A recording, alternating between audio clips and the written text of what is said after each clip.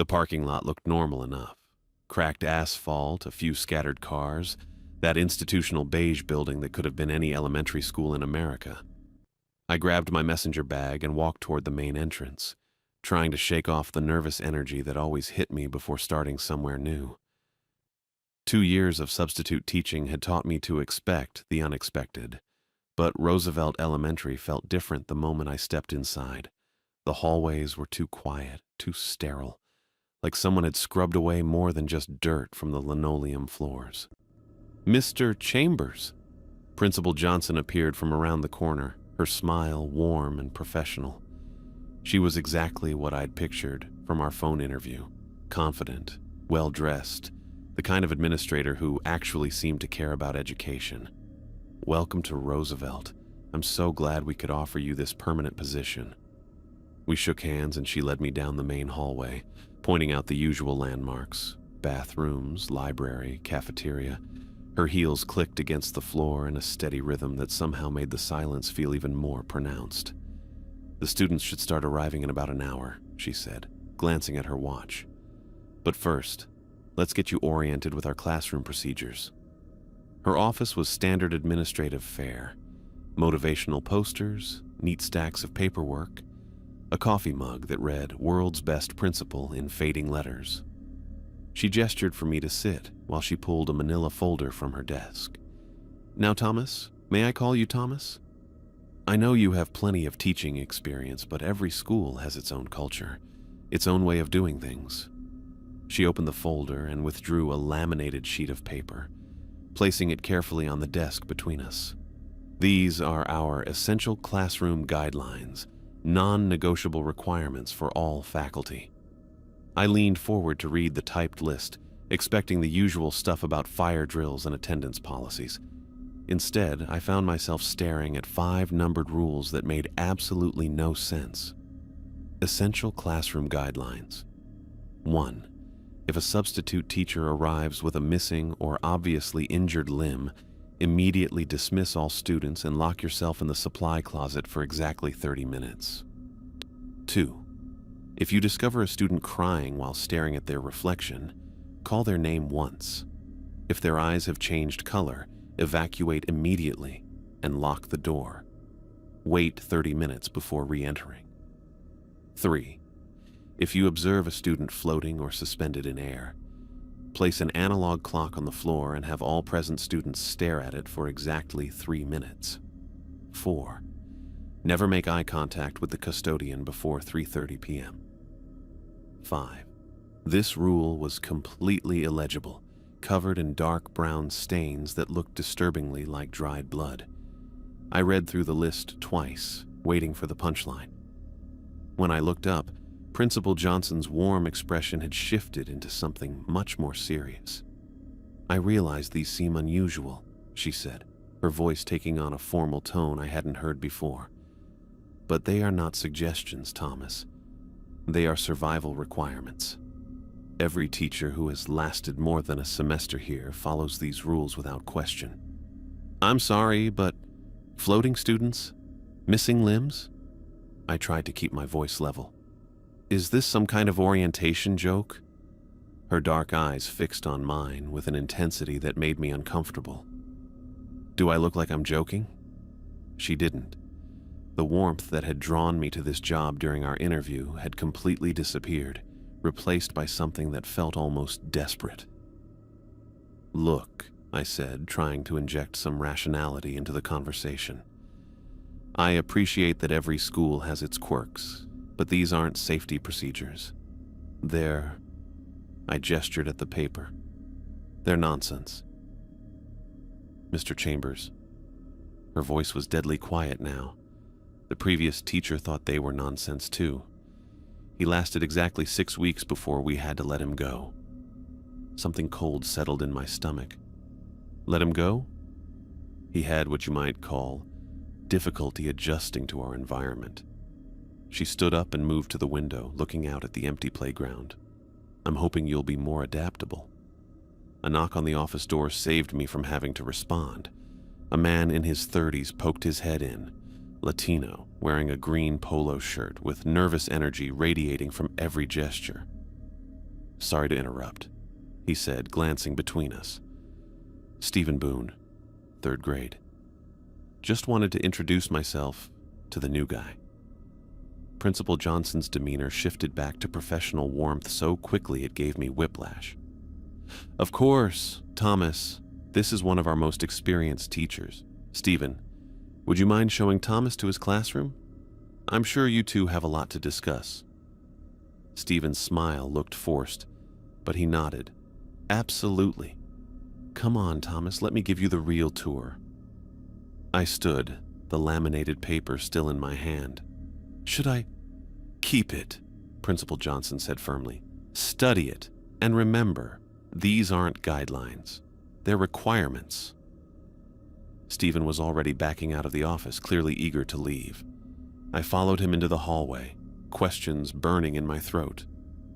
Okay, I said once we were out of earshot. What the hell was that about? Stephen kept walking, his pace just a little too fast for casual conversation. Which part? All of it. Those rules are insane. Floating students? What kind of place is this? He stopped abruptly and turned to face me, his dark eyes darting around the empty hallway before settling on mine. Look, Thomas, I know how this seems, but you need to understand something. The people who try to fight the system here don't last long. The ones who follow the rules, he shrugged. We survive. Survive what? But he was already moving again, leading me toward a classroom at the end of the hall. This is you. Room 12. Your first group arrives at 9. 4th graders, mostly good kids. He paused at the doorway. Just follow the rules, okay?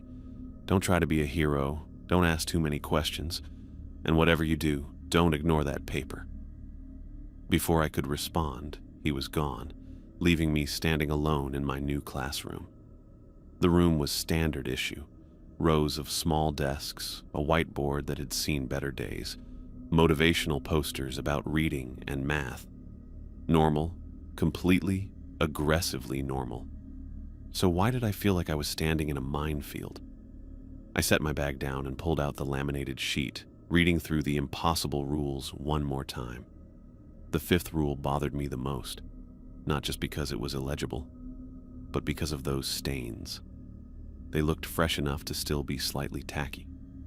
The sound of voices in the hallway told me students were starting to arrive. I folded the paper and stuck it in my pocket, trying to shake off the growing sense that I'd made a terrible mistake taking this job.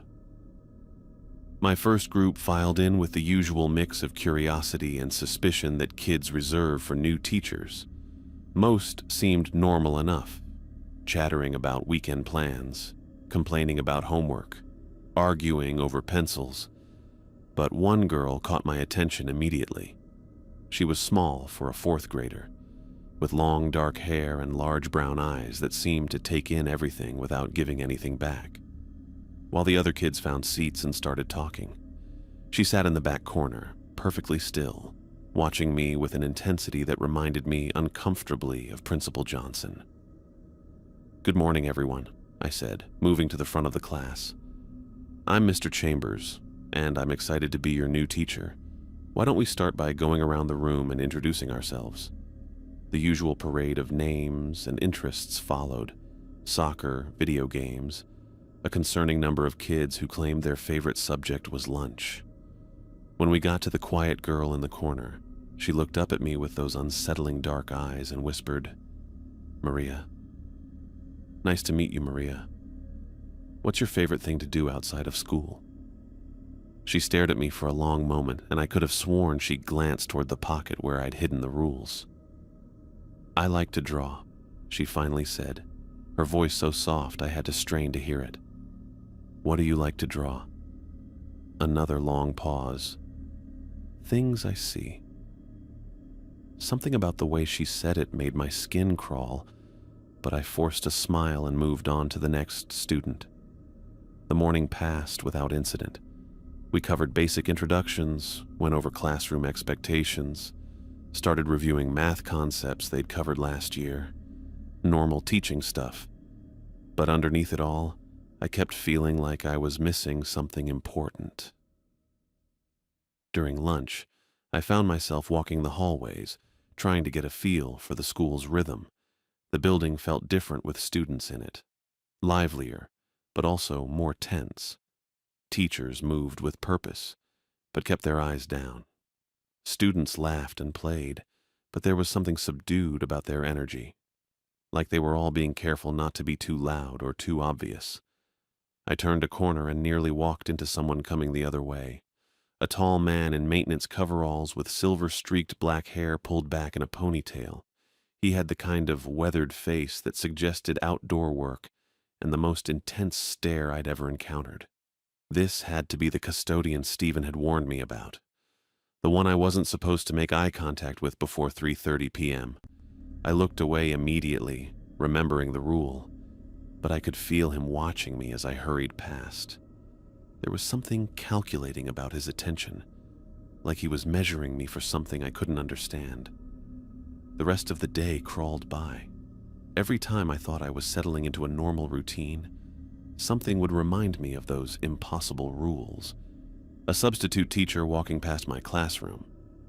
I found myself checking her arms and legs for missing parts. Students heading to the bathroom. I caught myself listening for crying sounds. The analog clock on my wall suddenly seemed ominous instead of helpful. By the time the final bell rang and students started heading home, I felt like I'd been holding my breath for 8 hours. I was packing up my bag when I noticed Maria was still at her desk, carefully putting colored pencils back in their box. The other kids had rushed out the moment they were dismissed, but she moved with the deliberate slowness of someone who wasn't eager to leave. "Everything okay, Maria?" I asked, walking over to her desk. She looked up at me with those two serious eyes. "Mr. Chambers?" "Yes?" "You should follow the rules," she said quietly. "Bad things happen when people don't follow the rules." Before I could ask what she meant, she was gone, leaving me standing alone in the empty classroom with a chill running down my spine.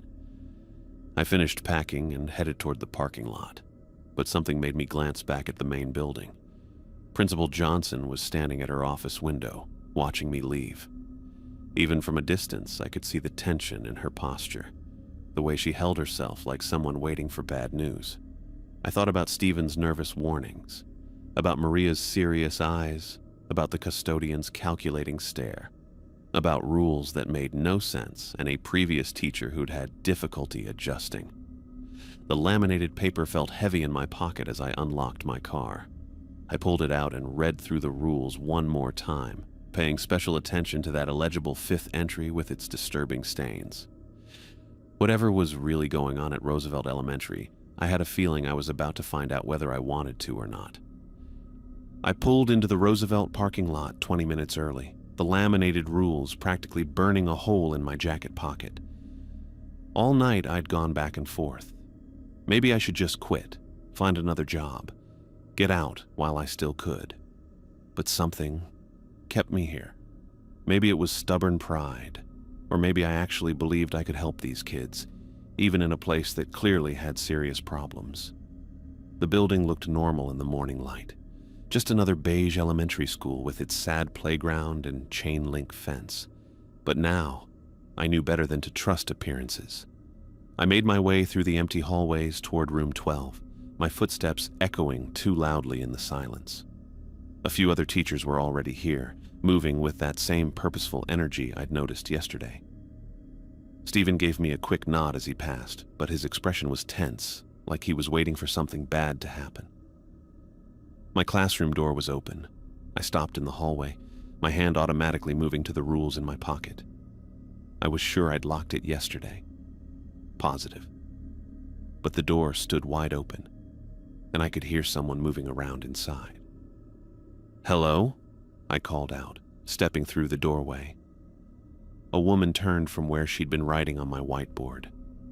Tall, probably in her 40s, with pale skin that looked almost translucent and thin blonde hair pulled back in a loose ponytail. She wore a blue cardigan over a floral dress that might have been cheerful on someone else, but something about her made it look wrong. "Oh good, you're here."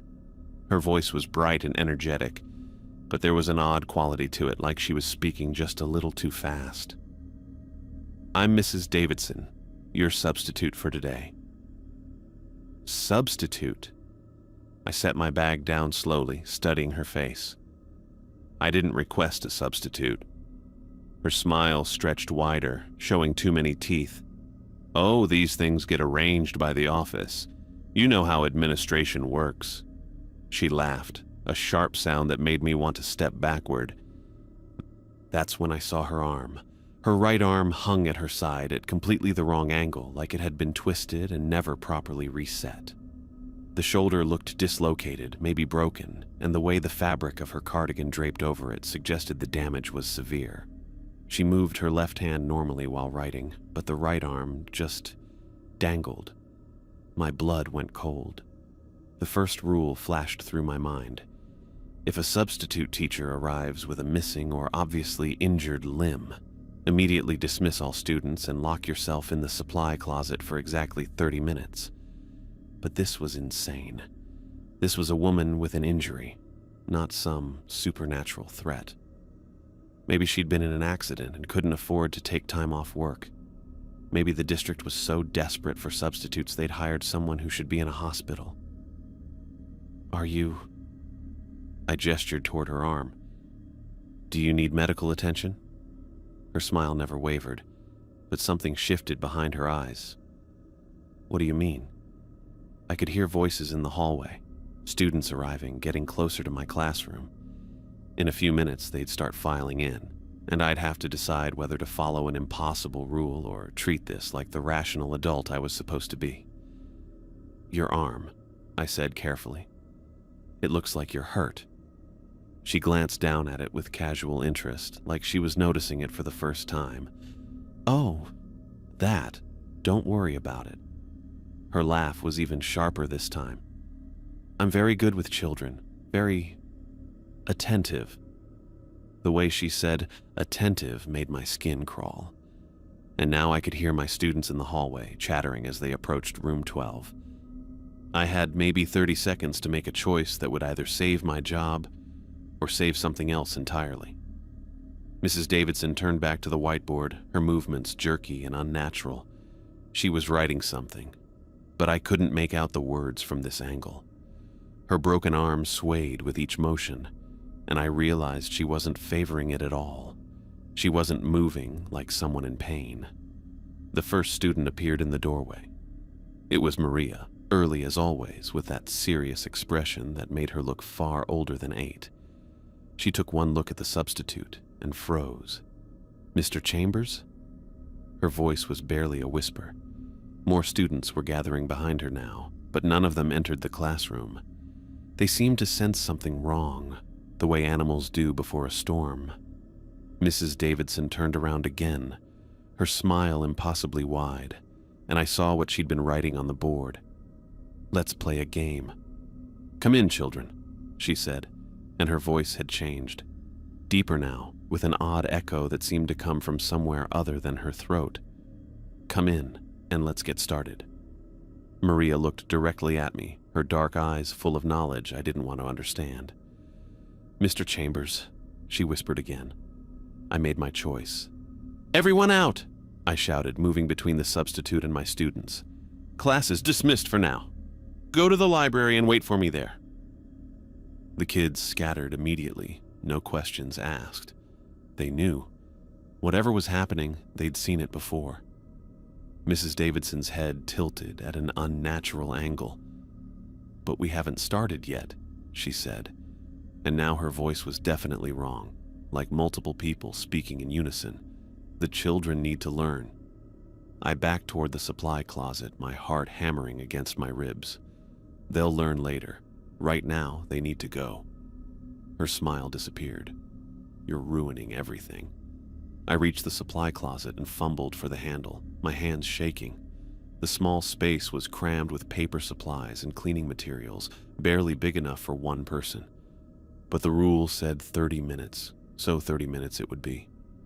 I slammed the door and turned the lock just as something crashed against it from the outside. Through the thin wood, I heard Mrs. Davidson's voice change completely, no longer human, no longer anything I could recognize. It was a sound like grinding metal mixed with animal screaming, and it went on and on until I pressed my hands over my ears and squeezed my eyes shut. Then came the other sounds. Footsteps that moved too fast and in patterns that didn't make sense. Glass breaking, furniture overturning. And underneath it all, that terrible voice, no longer speaking words but making noises that seemed designed to drive people insane. I pulled out my phone to call for help, but there was no signal. Of course there wasn't. The sounds grew worse. I heard what might have been claws scraping against walls, followed by impacts that shook the entire building. Through the chaos, I caught fragments of that inhuman voice, still calling for the children, still wanting them to learn something I was grateful not to understand. Somewhere in the building, I heard screaming. Human screaming this time, probably from other classrooms, but it lasted only seconds before cutting off abruptly. I counted every minute on my watch, each one stretching into forever. 28 minutes, 29. When the 30-minute mark hit exactly, the sound stopped. Complete silence. I waited another full minute before unlocking the door and stepping out into my classroom. It looked like a tornado had hit it. Desks were overturned and scattered. Several windows were broken, and long scratch marks gouged the walls in patterns that looked almost like writing. My whiteboard was cracked down the middle, and whatever Mrs. Davidson had written was now illegible. There was no sign of her anywhere. I walked carefully to the hallway, glass crunching under my feet. Other classroom doors stood open, and I could see similar destruction in each one. But teachers were already moving around, calmly directing maintenance staff who appeared with mops and tools like they'd been waiting for this exact emergency.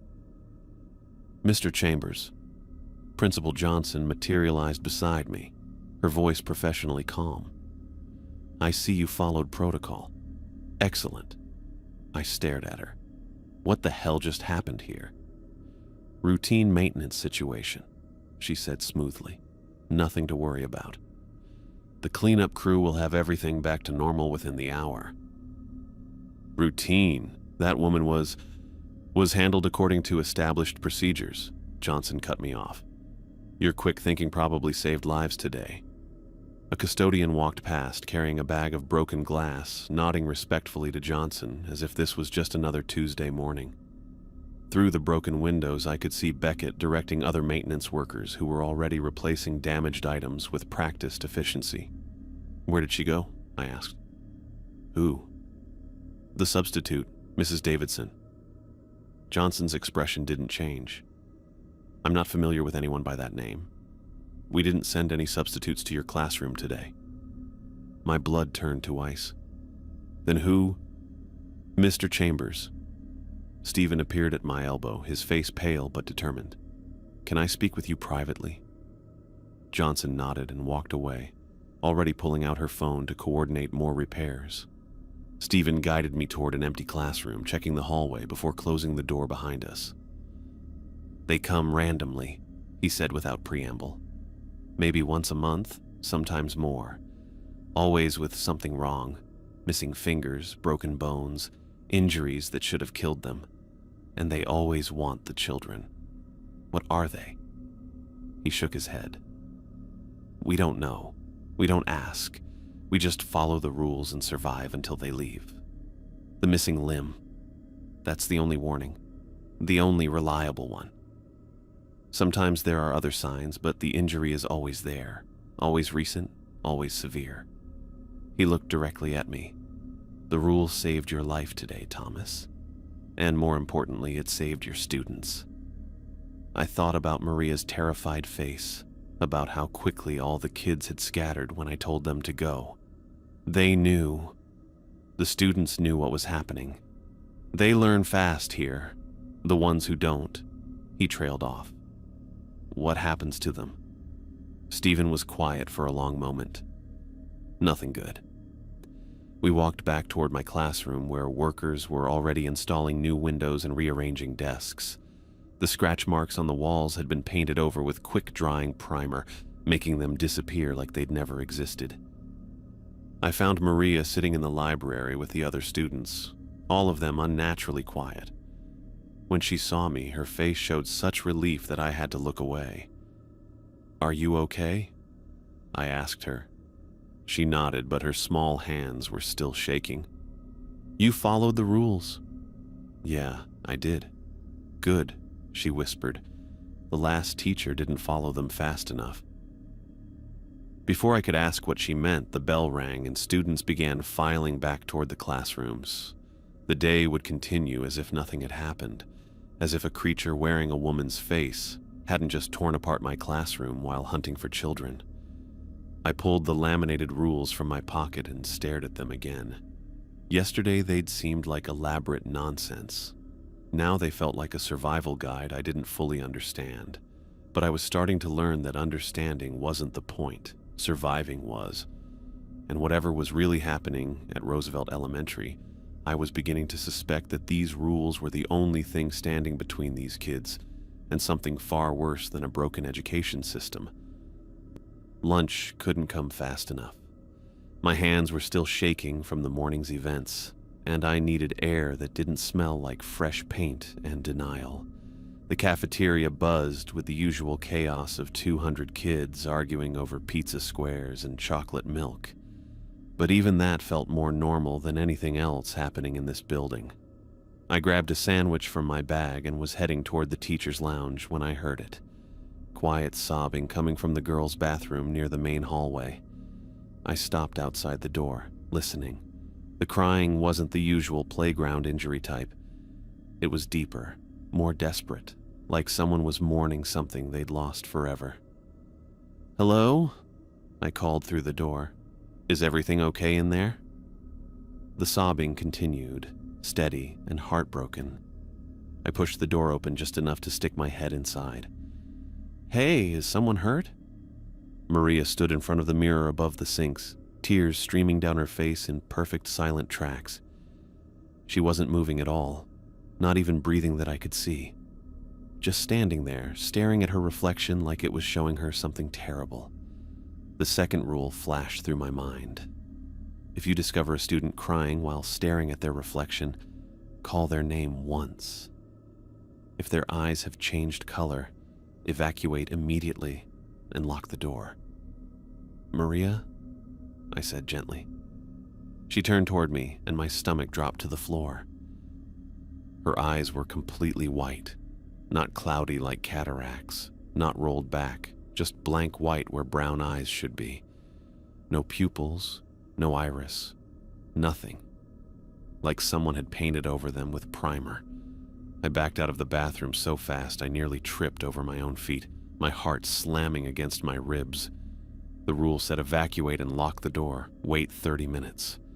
I fumbled with the lock mechanism, finally getting it to click into place just as something hit the door from inside.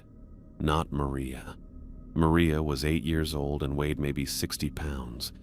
This sounded like a grown man throwing his full weight against solid wood. Then came the voices. Multiple voices, all crying at once. Maria's high whisper mixed with what sounded like a teenage girl, an adult woman, an elderly man. All of them sobbing with that same desperate grief, their voices weaving together into something that made my skin crawl. I pulled out my phone to call for help, then stopped. Call who? Principal Johnson, who acted like morning disasters were routine maintenance? Security, who would ask what I was doing listening outside the girls' bathroom? The crying grew louder, more voices joining the chorus. Children, adults, all different ages and genders, but all expressing the same bottomless sadness. Through the door, I could hear footsteps. Too many footsteps for one small girl. A teacher walked past, glanced at me standing guard outside the bathroom, and kept walking without a word. Like this was normal. Like teachers routinely stood guard outside locked bathrooms while impossible sounds came from inside. I checked my watch and started counting. 30 minutes felt like 30 hours when you're listening to a choir of grief that shouldn't exist. At exactly the 30-minute mark, the crying stopped. I waited another full minute before unlocking the door and pushing it open. Maria sat on the tile floor near the sinks, her legs crossed and her normal brown eyes wide with confusion. She looked up at me like she'd just woken up from a deep sleep. "Mr. Chambers? What happened?" Her voice was small and scared, but completely normal. "You don't remember?" She shook her head, wiping at her face with the back of her hand. "I came to wash my hands and then... nothing. Did I fall asleep?" I helped her to her feet, checking her eyes carefully.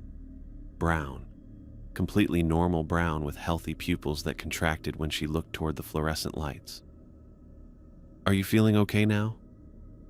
"I think so." She paused at the bathroom door, looking back at the mirror with a frown. "I had a strange dream, though. There were other people here, and they were all very sad about something." A chill ran down my spine. What were they sad about? "I don't know. They wouldn't tell me." She looked up at me with those serious, dark eyes. "Do you think dreams can happen when you're awake?" Before I could figure out how to answer that question, the bell rang, and Maria hurried off to rejoin her class. I stood alone in the hallway, staring at the bathroom door and trying to process what I'd just witnessed. 2 hours later, I was teaching fractions when something caught my eye through the classroom window. A kid was floating in the hallway. Not jumping, not climbing on something. Floating.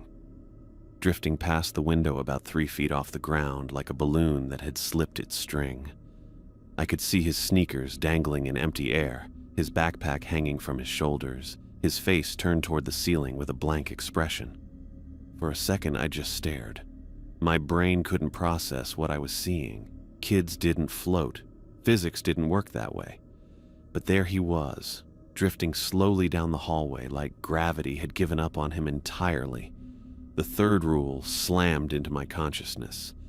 If you observe a student floating or suspended in air, place an analog clock on the floor and have all present students stare at it for exactly 3 minutes. I moved without thinking, grabbing the analog clock from my wall and setting it on the floor in the center of the classroom. 24 sets of eyes tracked my movement, but none of them seemed surprised. "Everyone look at the clock," I said, my voice coming out steadier than I felt. "Look directly at it for 3 minutes. Don't look away, don't talk, just watch the clock." They did it, all of them, even the kids who usually couldn't sit still for 30 seconds. They stared at that clock like their lives depended on it, and maybe they did. The clock's hands started spinning. Not ticking forward normally, spinning rapidly backward like someone was rewinding time. The second hand whipped counterclockwise so fast it became a blur, while the minute and hour hands followed in jerky, unnatural movements. Several students started crying, but they kept staring at the clock. Tears ran down their faces as they watched time move in the wrong direction, but not one of them looked away. I kept my eyes on the clock too, watching my students in my peripheral vision. Some were shaking. One boy in the front row had his hands clenched into fists so tight his knuckles had gone white. But they all followed the rule. 3 minutes felt like 3 hours, but eventually my watch alarm went off. The clock's hands snapped back to the correct time with an audible click, and everyone's shoulders sagged with relief. "Okay," I said quietly. "Back to fractions." They returned to their worksheets like nothing had happened, like they just sat through a normal math lesson instead of staring at a time-breaking clock while some kid floated past our window. When the dismissal bell rang, I was still trying to wrap my mind around what I'd seen. The students filed out normally, chattering about weekend plans and trading Pokemon cards. Maria was the last to leave, pausing at my desk with that too serious expression. "The clock helps," she said softly. "I don't know why, but it always helps." "Maria, how often does this happen?" She considered the question with the gravity of someone much older. "The floating? Maybe once a week. The other things happen more often." She looked toward the window where I'd seen the impossible. The kids who don't look at the clock, they start floating too. Before I could ask what happened after that, she was gone. I was packing up my classroom when Stephen appeared in my doorway, looking more exhausted than I'd ever seen him. "Rough day?" he asked. "You could say that." I gestured toward the window. I saw a kid floating in the hallway during math. He nodded like I'd told him it was raining. "That happens. You use the clock?" "Yeah." The hands went crazy. "They always do. Nobody knows why the clock thing works, but it does." He leaned against the doorframe, studying my face. "You're handling this better than most new teachers. Most new teachers see floating kids. The ones who last more than a few weeks do. Sometimes it's floating students. Sometimes it's the crying thing. Sometimes..." He trailed off. "Let's just say, the rules cover most of what you'll encounter. What happens to the students who don't follow the protocols?" Stephen was quiet for a long moment, staring at the floor. "Some disappear. Others end up in the same state as whatever they were supposed to be avoiding. We had a substitute last year who refused to use the clock during a floating incident. 3 days later, maintenance found him on the roof, trying to swim through the air. Jesus. The kids learn fast. They have to. The ones who don't." He shrugged helplessly. "We try to protect them, but there's only so much we can do." I looked around my classroom, at the clock back on the wall, at the innocent-looking whiteboard, at the window where impossible things drifted past during math lessons. "Stephen, what the hell is really happening here?" He met my eyes for the first time since I'd known him.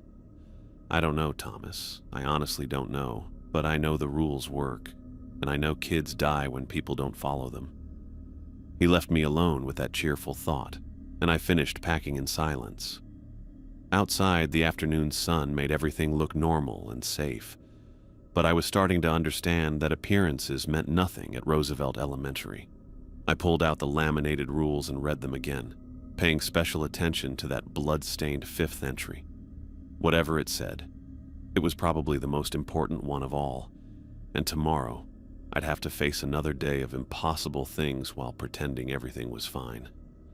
At least now I knew the rules worked. I just had to figure out what they were really protecting us from. I got to school at 7:30 in the morning, 45 minutes before the first bell. The parking lot was nearly empty except for a few maintenance vehicles and Principal Johnson's silver sedan in her reserved spot. I'd barely slept after yesterday's floating kid incident, spending most of the night researching everything I could find about Roosevelt Elementary online, which turned up all the normal stuff: test scores, faculty listings, the usual district website information, but nothing that explained what I was experiencing. No news articles about strange incidents, no parent complaints on school review sites, no mentions of unusual staff turnover beyond typical administrative updates. Either I was losing my mind, or someone was very good at keeping secrets. The building felt different this early, less oppressive somehow, like whatever wrongness infected this place needed students and staff around to really get going. I used my key card to enter through the main doors, my footsteps echoing in the empty hallways. I was heading toward my classroom when I heard the familiar sound of the industrial floor buffer coming from the east wing. The custodian, making his early morning rounds before the chaos started. I needed answers, real answers. And Beckett Montgomery struck me as someone who had them. I found him in the main hallway, methodically running the buffer over linoleum that already looked spotless. When he saw me approaching, his hand stilled on the machine and those intense dark eyes locked onto mine. "Mr. Chambers." His voice was low and gravelly, with the kind of authority that came from years of being the person who cleaned up other people's messes. "You're here early." "So are you." I stopped about 6 feet away, close enough to talk, but far enough to run if Stephen's warnings proved accurate. "And I'm breaking Rule 4 by talking to you before 3:30. Something that might have been amusement flickered across his weathered features. "Rules are important around here." "Yeah, I'm starting to figure that out." I gestured toward the spot where I'd seen the floating kid yesterday. but I need to know what I'm really dealing with. The substitute with the broken arm, Maria's white eyes, students floating down hallways. What the hell is actually happening in this building? Beckett Montgomery studied my face for a long moment, like he was weighing something important. Finally, he shut off the floor buffer and leaned against it, crossing his arms over his chest. You really want to know? I wouldn't be here violating your rule if I didn't. He was quiet for another few seconds, glancing toward the main office to make sure we were alone. It's not supernatural if that's what you're thinking. I blinked. What? The floating kids? The crying episodes? The substitute teachers with injuries that should have killed them? None of it's paranormal. His voice dropped even lower.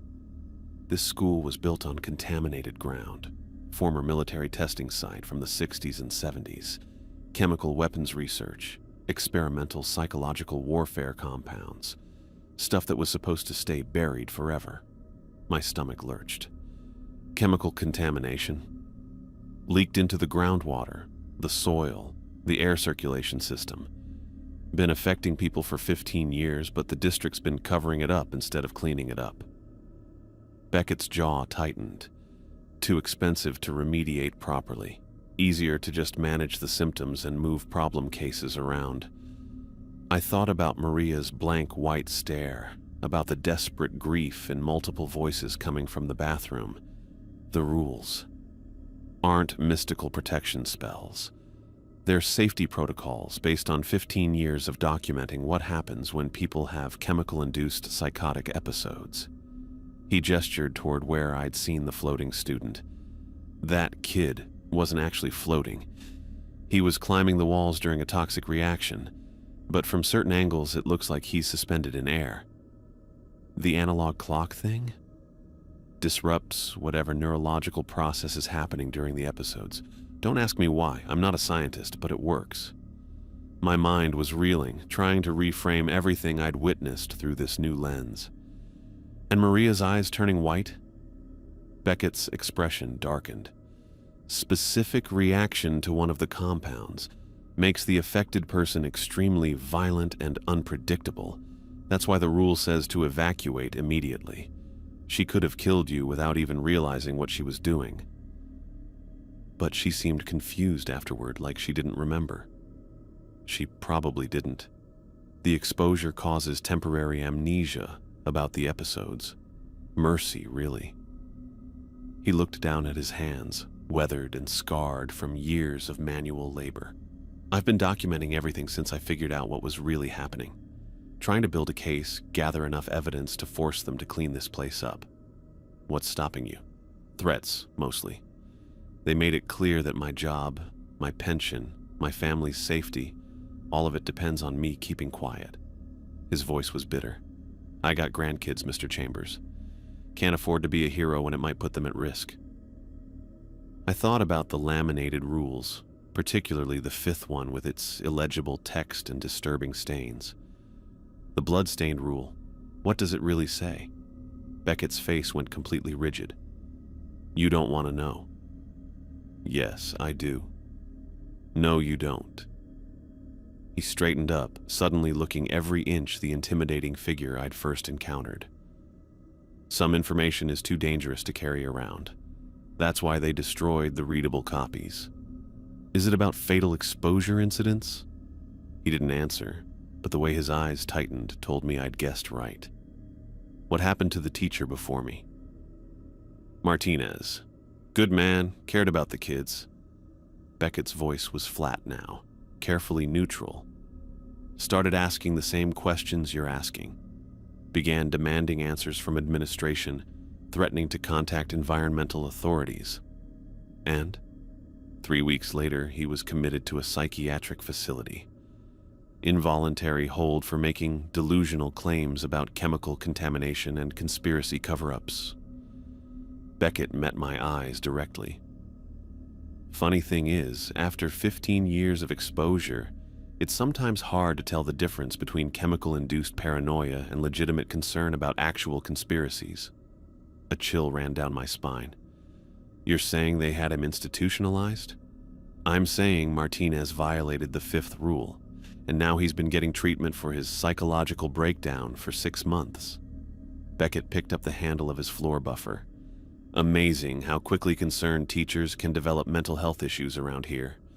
I stood there processing this information, trying to figure out how to respond. The substitute teacher hadn't been some supernatural threat. She'd been a psychiatric patient, probably exposed to the same chemicals years ago. The floating kid was having a neurological episode. Maria was suffering from toxic exposure that could turn her into an unconscious weapon. "Why are you telling me this?" I asked. "Because you followed the rules when it mattered.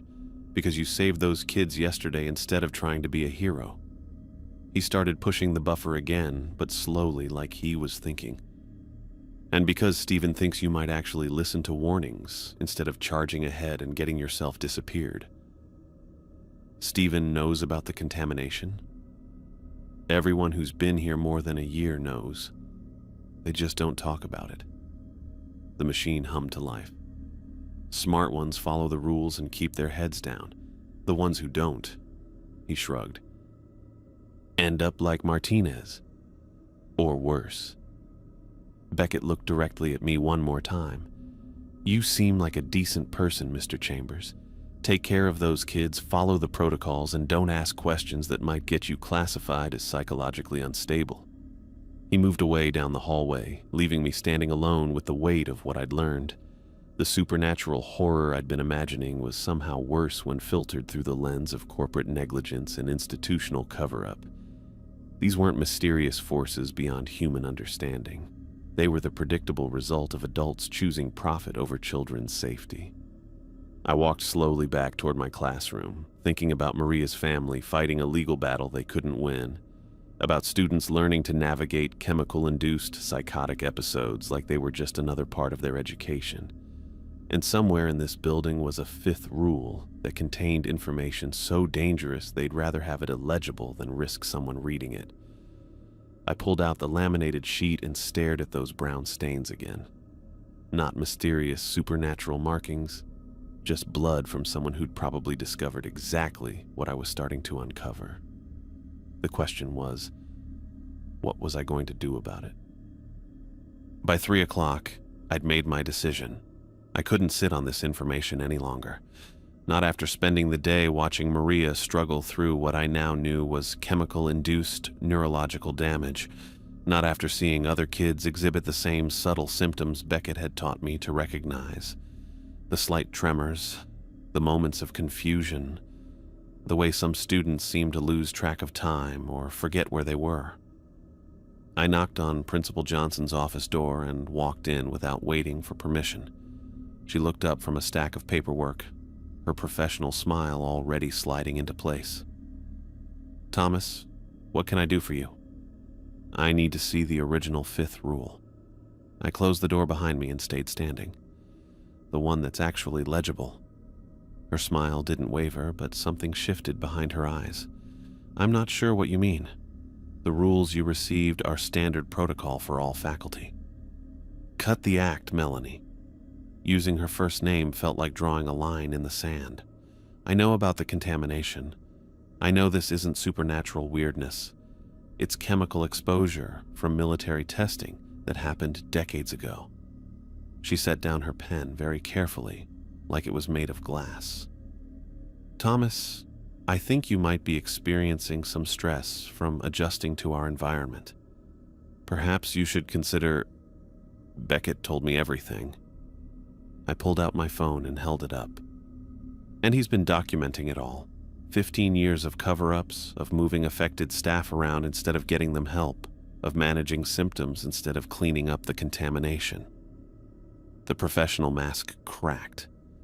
Melanie's shoulders sagged slightly, and when she looked at me again, I saw the exhaustion that had been hiding behind her confident demeanor. "You don't understand what you're dealing with," she said quietly. "Then explain it to me." She stared at her hands for a long moment, then walked to her filing cabinet. From the bottom drawer, she pulled out a manila folder and set it on her desk. "The school board has known about the contamination since the building opened," she said, not meeting my eyes. Former chemical weapons testing site, just like Beckett told you. But cleanup would cost $40 million and force the permanent closure of the school. So they decided to just let kids get poisoned instead. They decided to manage the situation. Her voice was getting smaller. Implement safety protocols, monitor affected individuals, provide appropriate interventions when necessary. Appropriate interventions? You mean like having Martinez committed when he tried to go public? She flinched. David became unstable. He was talking about evacuating the entire building, calling the EPA, contacting news outlets. He wouldn't listen to reason. Because he was right. Because he was putting everyone at risk. The words came out sharper than she'd intended, and she immediately looked toward the closed door. If this becomes public, they'll shut down the school permanently. 200 children will lose their neighborhood school, 40 staff members will lose their jobs, and the families affected by the contamination will get nothing except lawsuits they can't afford to fight. I stared at her. You actually believe that justifies this? I believe that keeping the school open and following safety protocols saves more lives than destroying everything and walking away. She pulled a single laminated sheet from the folder. But you want to see the real fifth rule? Here it is. She slid it across the desk. The text was perfectly clear, typed in the same font as the others. If any staff member exhibits erratic behavior, speaks of conspiracy theories, or attempts to contact outside authorities regarding school operations, they must be reported immediately for mandatory psychological evaluation and removal. My mouth went dry. This is about silencing whistleblowers. This is about protecting vulnerable people from making decisions that will destroy their lives and accomplish nothing. Melanie's voice was getting desperate now. Do you think you're the first idealistic teacher who wanted to save everyone? Do you think David Martinez was the first person who thought he could expose this and somehow make it all better? Maybe if enough people try, they'll destroy you. She was leaning forward now, her professional composure completely gone. They have unlimited resources, teams of lawyers, connections throughout the state government. You're one person with no proof that would hold up in court. Beckett has evidence. Beckett has observations and documentation that could be explained a dozen different ways by expert witnesses who get paid more in a day than you make in a month. She gestured toward the folder. Maria's family tried to sue 3 years ago. The district's legal team buried them in paperwork and depositions until they ran out of money and agreed to a settlement that includes a permanent gag order. I felt something cold settling in my stomach. The families can't even talk about what happened to their kids. The ones who tried to fight got labeled as delusional, underwent court-ordered psychological evaluations, lost custody battles. Melanie's voice was barely above a whisper now.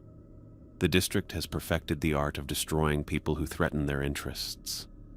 And you're part of it. She was quiet for a long moment, staring at the clean copy of the fifth rule between us. I've been experiencing symptoms for 3 years, she said finally. Memory lapses, mood swings, difficulty concentrating. Some days I can barely remember what I did the morning before. I looked at her more carefully, noticing details I'd missed before. The way she'd been gripping her pen too tightly, the slight tremor in her hands, the moments during our conversation when she'd seemed to lose her train of thought. The long-term exposure causes progressive neurological damage, she continued. But as long as I follow my protocols, manage the situation appropriately, they let me keep my job and maintain my health insurance. My daughter's in college, Thomas. I can't afford to be a hero. So you help them silence people like Martinez. I try to protect people like you from making the same mistakes. She was crying now, tears running down her cheeks while her voice stayed steady. David was a good teacher. He cared about these kids, but he thought he could fight the system and win. And now he's been getting psychiatric treatment for 6 months because he's convinced everyone around him is part of a conspiracy. Maybe because everyone around him is part of a conspiracy. Or maybe because chemical exposure can cause paranoid delusions that are indistinguishable from legitimate concerns about actual conspiracies. She wiped her face with the back of her hand. After a while, it doesn't matter which is which. I stood there staring at her, finally understanding the full scope of what I was dealing with. This wasn't just institutional negligence. It was a systematic machine designed to destroy anyone who threatened it. Stephen knows all this? Stephen's been protecting you since your first day. The warnings, the advice to follow rules, he was trying to keep you from ending up like David. She pulled her phone from her desk drawer. But now, you violated the 5th rule by confronting me. I have to report this conversation. Melanie, don't. I don't have a choice. Her finger was hovering over the screen. If I don't report it and they find out later, I'll be the next one getting evaluated. I realized I was about to become another Martinez, another idealistic teacher who'd discovered too much and paid the price. In 15 minutes, there would be people here to take me for my own psychological evaluation, and all of Beckett's evidence would disappear along with me. I'm sorry, Thomas. I really am. She pressed the call button. I need to report a faculty member who's exhibiting signs of psychological distress and making delusional claims about school operations. I didn't wait to hear the rest of the conversation. I bolted for the door, my mind racing through possible escape routes. The main exit would be watched, but there was a service door near the kitchen that led to the back parking lot. I ran through the hallways, past confused students and staff toward the rear of the building. Behind me, I could already hear sirens approaching the school. At the service exit, I found Beckett waiting with a cardboard box in his hands. Heard the call go out on the radio, he said grimly. Figured you'd need these more than I do. He handed me the box, 15 years of documentation, photographs, medical records, environmental test results that had been covered up or buried. Everything he'd been collecting to build his case. This is evidence of criminal negligence, he said. Maybe environmental terrorism, but you'll need to get it to someone who can't be bought or intimidated.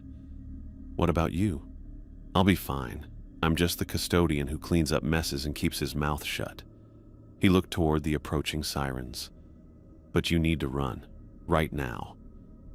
I took the box and headed for my car, knowing I was about to become a fugitive from my own workplace. But maybe that was better than becoming another casualty of institutional protection. As I drove away from Roosevelt Elementary, I could see the ambulance and police cars pulling into the main parking lot. They'd be looking for a delusional teacher who needed immediate psychiatric intervention. Instead, they'd find empty classrooms and a box of missing evidence that might finally bring down 15 years of carefully maintained lies. I had no idea where I was going or who I could trust with what I'd learned, but for the first time since I'd started this job, I felt like I was doing the right thing.